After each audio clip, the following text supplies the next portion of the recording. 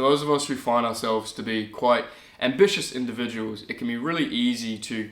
put the blinkers on and not to really think about too much else other than our mission or the vision that we're striving towards. And while that is all well and good, I'm completely in support of driving really firmly towards the idealized version of the life that we're wanting to be living. I think that's fantastic, but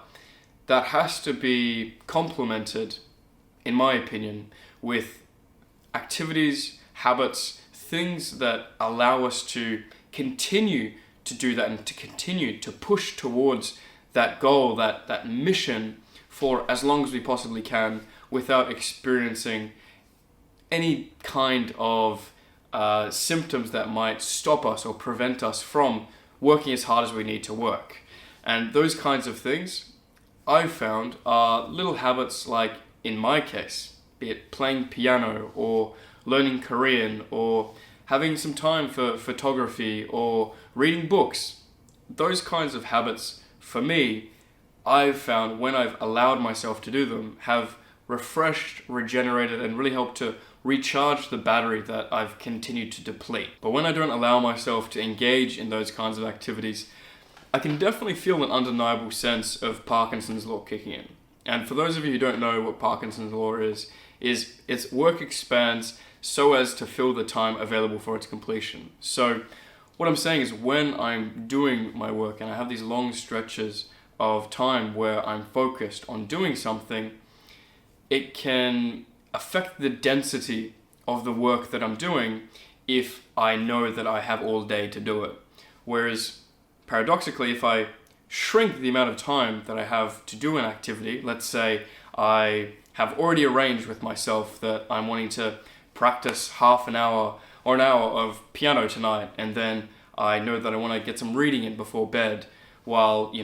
going and working out. For example, let's say I have a finer amount of time, I have a more restricted amount of time to get the things done that I need to get done. And what Parkinson's law states is that you will get the same amount of work done, roughly speaking, if you were to take the whole day to do it versus taking a more restricted period that you have defined. Obviously, this isn't always the case, but you get the idea. However, the problem becomes that, I don't know about for you, but for me, I can definitely find myself over-investing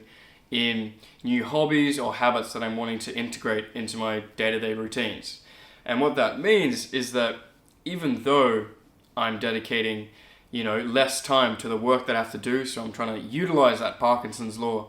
there is a finite amount that can kind of value that law can produce for us. And at a certain point, that does mean that we are negatively impacting the amount of input that we are able to provide to a certain amount of work or project that we're doing.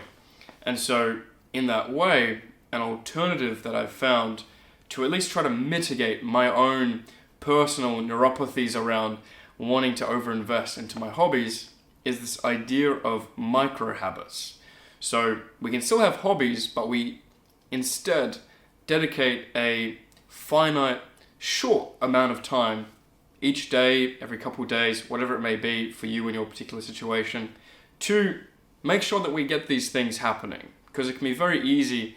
as I said, as ambitious individuals, we're wanting to work as much as we can and do the best that we possibly can. So it can be easy to justify just dismissing and disregarding any and all of these potential distractions, let's say. So to keep our monkey brains happy and to keep ourselves moving forward in at least a semi-sustainable way, is to try to integrate in these periods of time. So in the example that I made before, instead of thinking that I need to sit down for a couple hours to really, grind on learning this particular piece in piano, or to think that I really need to sit down and grind for a couple hours or a few hours to, really work through this particular grammar point in Korean. Instead, the important part is making sure that we do something to make some improvement, some progress, as compared to simply being this stagnant individual that is only focused on work and nothing else. As productive and efficient and effective as I usually am when I'm working on the projects that I might have or other things, there's definitely moments where I can find myself falling into this mindless consumption, to be not really doing anything that I'm enjoying to do, nor am I doing something that is working me further towards my goals or things that I'm wanting to achieve.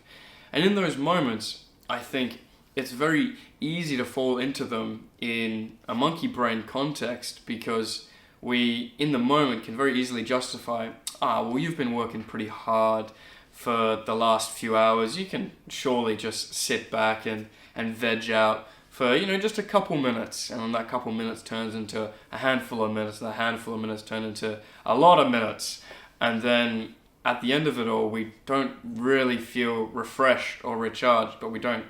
really feel accomplished or fulfilled because we haven't really done anything of value. And so this idea of micro habits, I feel, can be a kind of antidote to that mindless consumption. It can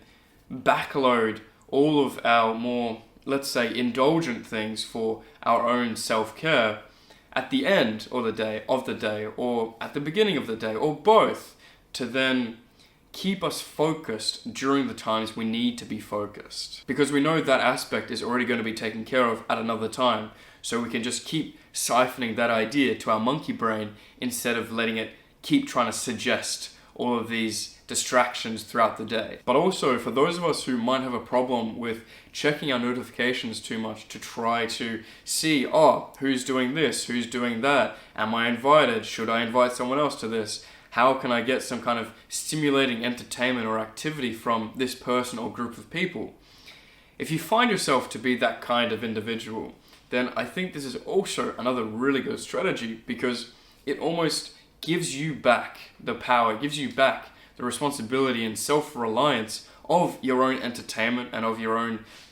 broadly speaking, happiness, because you have your own activities that you are actively engaged in, that you really enjoy, that you don't need anybody else to fulfill. So if it turns out that you don't see a notification on your phone from, be it a particular person or another group of people, then it's all okay. You're not waiting around for someone to stimulate you or to activate the fun version of yourself, because you're already giving that to yourself instead of seeking it in others. Then my question becomes for you, what kind of micro habits do you think you'll be able to integrate into your day-to-day routines to not only make them more sustainable, but also ultimately more efficient?